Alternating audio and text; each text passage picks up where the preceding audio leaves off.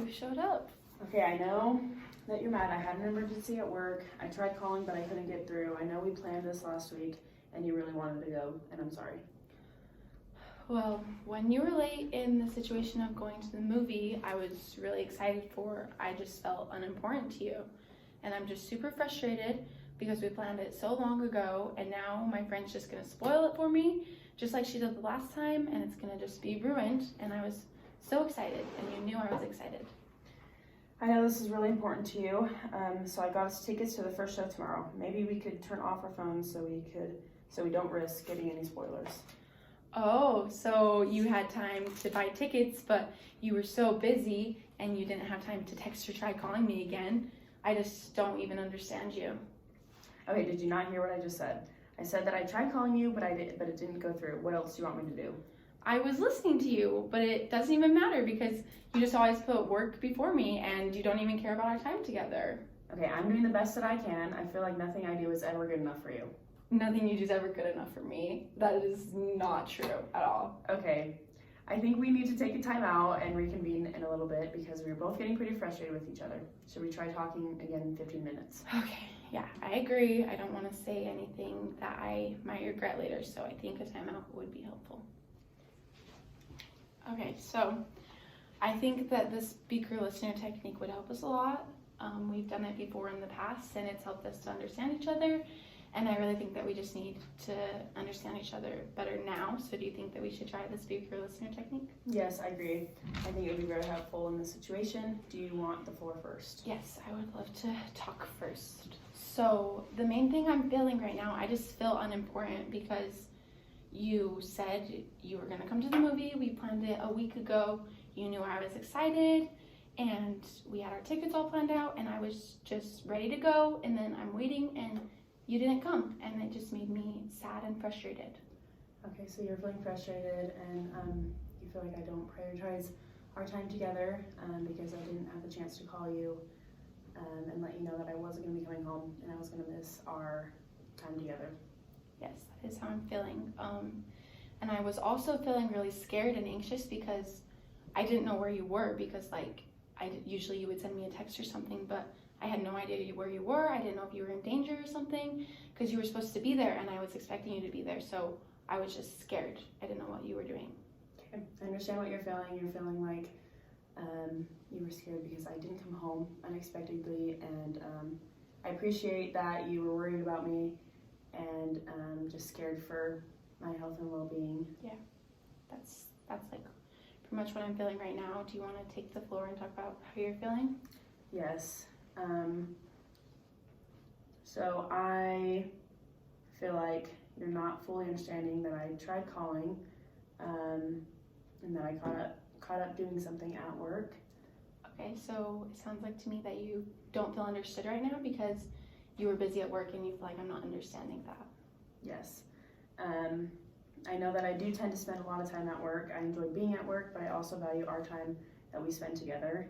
So I will work on better prioritizing our time together, but I also want you to acknowledge my efforts.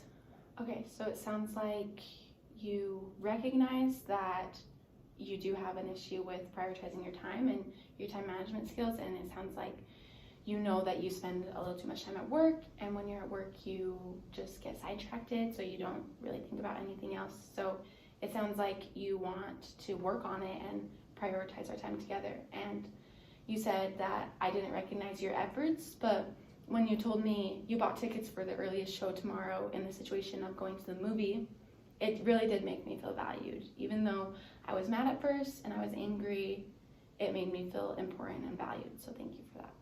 Thank you for recognizing that. Next time something comes up at work, I will be sure to try harder to get through to you and let you know. It's not that I don't love spending time with you. It's just that when I'm at work, that's what my mind is focused on. But I do really appreciate you and our time that we spend together, and I will try harder next time to let you know. Okay. And I get that work's important. I get it's a big part of your life, and I understand that. So I'm just really glad that we could talk about this and recognize some of our deeper issues. And I really appreciate the goal that you made of prioritizing me and spending more time with me, and it just makes me feel good that you are able to set that goal. And I'm really excited to go to the movie with you tomorrow. So in that first scenario, we tried to use a lot of the skills, the communication skills. So first of all, I used some XYZ statements, and the way I did that was I said exactly how I was feeling in a certain situation, and then I started the conversation by using a soft startup. So instead of just like freaking out when I first got in there, I recognized that there was a problem, and then we talked about it. And then after all that, we used a timeout because we noticed that things were getting heated. So after the timeout, I brought in the idea of using the speaker listener technique. And then I used repair attempts by buying the tickets, and we talked about that.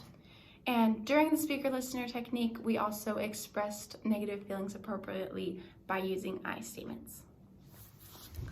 So we've talked a lot about this ongoing problem of housework, and I think we're ready to address organizing ourselves to take care of this issue once and for all. Do you feel the same? Like, should we try to solve this issue?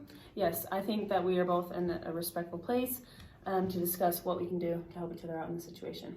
Okay, so I think our first goal is just to understand each other, and I really want you to understand where I'm coming from, because like organized books and on a shelf and dishes in a cabinet is just a pleasing sight. Like, I really like things clean and organized because that's just, it gives me anxiety when it's not like that. So I think I really just want you to understand that, and looking at a messy desk or dishes between meals just gives me anxiety. Yes, I understand that that is your preference and how the house looks, and I respect that. I feel like I could focus on other things in life that I enjoy more and consider to be more important than having a clean home. I tend to be fairly messy because that's just how I was raised, and I don't see a problem with it, but I know that that's different than how you like your house. So I understand that we did grow up very differently, and cleanliness isn't as big of a deal to you. I also understand that you would rather spend your time doing other things, and so I think we understand each other well, which is a really good start. So let's take some time to think about each other's values and thoughts, and maybe we could meet tonight after work in the living room to make a plan to solve this. Yes, I think that sounds great. I think that will be very beneficial to us, and I appreciate you wanting to work through this. Okay, I'll see you tonight.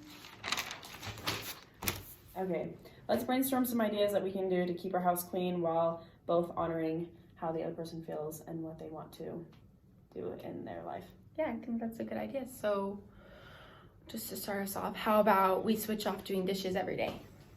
Okay, what about maybe you do the laundry and I could do the dishes? Okay, or maybe I could wash the dishes and you could dry the dishes too. Okay.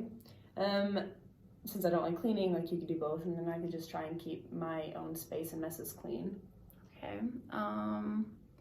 Or maybe we could have like 3 nights a week where we both just get busy and find everything that's dirty, and we just clean each part of the house separately. Yeah. We could also look into getting a housemaid too. Yeah. Okay, so now we have lots of ideas. Which one was your favorite?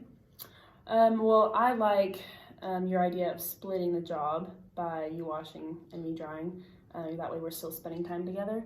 That also reminds me of our first date together when we cooked dinner together and then cleaned up as well. Yeah.